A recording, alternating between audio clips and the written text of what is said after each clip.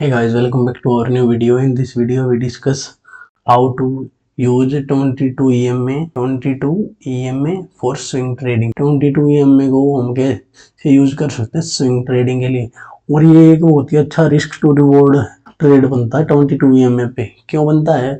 Because let's say market continuously up trend में चल रही है, ठीक है। इसमें हल्का सा माइनर सा करेक्शन आएगा ना, तो 10 में से 9 बार ये लगा लो 22 EMA से ये एक अच्छा खासा पुल बैक देती है। और फर्स्ट टारगेट हमारा ये ऑल टाइम हाई होता है जो हमारा प्रीवियस स्विंग था, और उसके ऊपर भी फिर फिबोनाची के थ्रू हम 1.6 लेवल तक जा सकते हैं। तो ये हमारा एक बहुत ही, और स्टॉप लॉस हमारा बहुत छोटा होता है, क्योंकि हम यहाँ पे बेसिकली कैंडल स्टिक्स को ट्रेड कर रहे हैं या किसी रेंज को ट्रेड कर रहे हैं, ठीक है। और इसमें आप वॉल्यूम पे भी ध्यान दे सकते हो कि उसका वॉल्यूम कैसे परफॉर्म कर रहा है चार्ट का, ठीक है।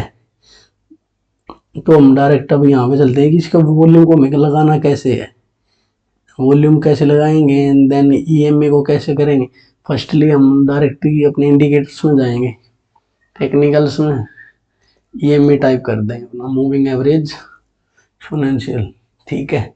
इसकी हम ये 9 ईएमए आएगा, इसकी हमने सेटिंग चेंज कर लेंगे। सेटिंग्स में जाएंगे, इसको 22 कर लेंगे डायरेक्ट। और इसका कलर वगैरह तो आप जैसे मैं तो ग्रीन ही रखता हूँ, क्योंकि यहाँ से पुल बैक के लिए ग्रीन यूज होता है, तो मैं ग्रीन का यूज करता हूँ, ठीक है। ये हमारा 22 EMA हो गया, ठीक है। अब डायरेक्ट इसको हम कौन से टाइम फ्रेम पे यूज करेंगे, पहले तो यही डिस्कस कर लेते हैं। 22 EMA यार सबसे बेस्ट तो है ना, ये डेली एंड वीकली दोनों पे ही करेगा। जैसे हमारा प्रीवियस वीडियो था 55, वो वीकली पे मतलब जबरदस्त काम करता था। अब ये 22 में ऐसा है कि शॉर्ट टर्म के लिए मार्केट पुल बैक लेगी यहाँ से, तो ये डेली पे भी बहुत अच्छा वर्क करेगा, वीकली पे तो करेगा ही, इसमें तो कोई है ही नहीं।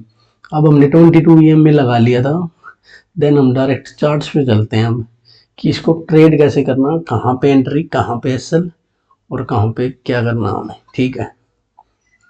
फर्स्टली 22 EMA हमने लगाने के बाद हमें 22 EMA पे आफ्टर का पुल बैक, मतलब लेट्स से मार्केट हमारी अप ट्रेंड में थी, ठीक है, अप ट्रेंड में थी, देन थोड़ा उसने करेक्शन लिया, डाउन ट्रेंड में आया, देन अगर वो फिर 22 EMA के 22 EMA पे आने के बाद कोई भी बुलिश कैंडल बना रही है, like hammer, bullish engulfing, previous candle को एंगल्फ कर ले, dragon fly doji, bullish marubozu तो एक बहुत स्ट्रॉन्ग कैंडल है जिसमें हल्की सी वीक होती है, ठीक है। या फिर 22 EMA पे कोई रेंज बनाए, जैसे इस केस में क्या हुआ, ये 22 EMA पे इसने रेंज बनाई, ये 6-7 दिन की रेंज बनाई, ये हमारा हो गया एसएल। ये इस रेंज के ऊपर ब्रेकआउट करा, एंट्री। टारगेट क्या हुआ, जो भी हमारे प्रीवियस स्विंग होंगे, जैसे इस केस में प्रीवियस स्विंग क्या था, ये फर्स्ट टारगेट ये है, एंड देन सेकंड टारगेट, जो भी प्रीवियस स्विंग होते जाएंगे वही टारगेट होते जाएंगे। फर्स्ट टारगेट ये था, सेकंड टारगेट ये था, ये देख लो, ये कंटिन्यूसली मोमेंटम में वहां तक गया, ठीक है। तो हमें इसको ट्रेड कैसे करना है, बिल्कुल सिंपल ट्रेड करना है, मतलब जितनी हम सिंपल चीज़ों यूज करेंगे ना उतना ही अच्छा ट्रेड कर पाएंगे, ठीक है। तो इसमें क्या क्या प्रोसीजर फॉलो करना है, कंडीशन बता देता हूँ मैं पहले। लेट्स फर्स्ट कंडीशन क्या है कि भाई 22 EMA पे कोई भी स्ट्रॉन्ग बुलिश कैंडल, ठीक है।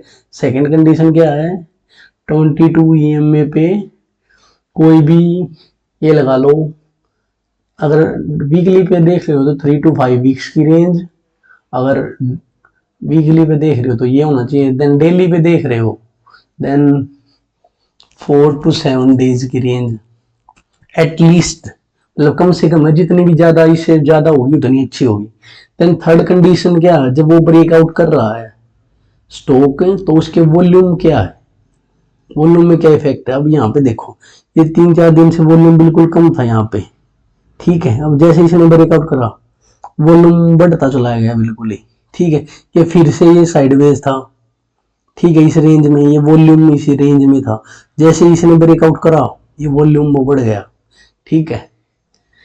तो ये हो गया हमारे, ये कंडीशन होगी हमारी। एंट्री या सेल वगैरह टारगेट वगैरह डायरेक्ट हम चार्ट पे देखेंगे। अब इस चार्ट में क्या था कि इसने साइडवेज रेंज क्रिएट करा यहाँ पे देख लो, यहाँ पे तो कितना छोटा एसएल था, टारगेट इतना बड़ा था। यहाँ पे ये वीकली चार्ट है, वीकली चार्ट पे भी ये पता नहीं कितने हफ्ते से, 1-2 महीने से साइडवेज एरिया में था, ठीक है। तो इसके ऊपर जैसे ही यहाँ पे ये इसने क्लोजिंग करी और नेक्स्ट डे इसके ऊपर निकला एंट्री, इसके नीचे का एसएल, टारगेट क्या है जो इसका प्रीवियस स्विंग होगा, लेट्स से। अब इसमें इस केस में क्या है, इसका प्रीवियस स्विंग कोई नहीं है। लेट्स से अगर ये कोई रेंज बना के ब्रेकआउट कर रहा है तो जितने भी पॉइंट्स की इतनी इसने रेंज बनाई है ना, उतने पॉइंट्स का हमारा टारगेट होता है। इसकी रेंज कितनी है, लेट्स से 500, ये नीचे 450, मतलब 50 पॉइंट्स के समथिंग, 50 to 80 पॉइंट लगा लो यहाँ पे आप। देन ये टारगेट कहाँ पे मिला हमें, 450 to 750, 200 पॉइंट्स का टारगेट, 51:4। मैंने बोला था कि रिस्क टू रिवॉर्ड बहुत अच्छा होगा इसमें, ठीक है। अब ये सेकंड केस में देख लें। अब ये फिर से वही है प्रीवियस, जैसे कि मैंने प्रीवियस वीडियो में बताया था कि हमारा ये 20 केस में क्या हो रहा है, अगर आप ध्यान से देखोगे तो हमारे 2 सेटअप बन रहे हैं। मैंने प्रीवियस वीडियो बनाई थी, उसमें बताया था कि हमारा जो स्विंग ट्रेडिंग के लिए बेस्ट हम क्या किस किस चार्ट पैटर्न को यूज कर सकते हैं, उसमें मैंने बोला था राउंडिंग बॉटम। अब ये देखो, इसने यहाँ से रेजिस्टेंस लिया, देन इसने फिर से, अगर ये वीकली चार्ट में अगर आप ध्यान से देख रहे हो इसको, ये कप लाइक स्ट्रक्चर बना, ये हैंडल बना, तो ये कप एंड हैंडल फॉर्मेशन भी हो गया हमारे, फर्स्ट कंफर्मेशन होगी। सेकंड कंफर्मेशन क्या है भाई कि हमारी ये इसने रेंज बना दी 22 EMA के नियर। अब जैसे इसके ऊपर निकलेगा एंट्री, इसके ऊपर क्लोज करने के बाद नेक्स्ट डे क्लोजिंग के ऊपर निकलेगा तो एंट्री। एसएल क्या है, यही रेंज को लगा लेंगे हम एसएल। टारगेट्स क्या है, ऑल टाइम हाई के पास है। तो मैंने प्रीवियस वीडियो में जैसे ही बताया था कि भाई अब हम या तो यही क्या कर सकते हैं कि भाई जितने भी पॉइंट्स की ये रेंज है, इतने दिन से कंसोलिडेट कर रहा है, इसके ऊपर इतना ही टारगेट, वो क्या पता कुछ केसेस में अचीव नहीं होता, वरना मोस्टली केसेस में तो हो ही जाता है। फिर हम डायरेक्ट फिबोनाची का 1.6 लेवल बहुत इंपॉर्टेंट होता है एस्ट्रोलॉजी के अकॉर्डिंग, ठीक है। तो हमारा अब इसके बाद फर्स्ट टारगेट डायरेक्ट ये हुआ 1.6, 739 to 875, ये लगा लो। 75 पॉइंट्स तो वो हो गए, 60 पॉइंट्स ये हो गए, तो ये हो गया 130 पॉइंट के समथिंग का टारगेट हो गया हमारा, ठीक है। अब कोई और एग्जांपल डिस्कस करते हैं, जस्ट सेकंड में इसको इरेज कर लूँ एक बार, ठीक है। एक लास्ट एग्जांपल और देख लेते हैं हम, जस्ट सेकंड, इरेडा में देख लेते हैं कुछ बन रहा है या नहीं, डेली चार्ट पे या वीकली पे, जो भी है चार्ट फॉर्मेशन हमारी। अभी डेली पे देखो आप ध्यान से, इसमें भी वही दो चीजें बनी हुई, हमारे 2 सेटअप बने हुए हैं। एक तो ये चार्ट पैटर्न बन गया हमारा राउंडिंग बॉटम, दूसरा 22 EMA के नियर इसने रेंज बना दी, ये रेंज के नीचे का हमारा हो गया एसएल, इसके ऊपर इसने क्लोजिंग दे दी, नेक्स्ट डे इसके ऊपर निकला एक अच्छा खासा टारगेट। अब यहाँ पे मैं ना फिबोनाची लगा के दिखाता हूँ कि ये 1.6 तक गया भी है या नहीं, ठीक है। ध्यान से देखें हम, जस्ट सेकंड, ये देखो, ये 2.6 से भी ऊपर तक गया हमारा टारगेट, तो 200 से 228 था अकॉर्डिंग टू फिबोनाची।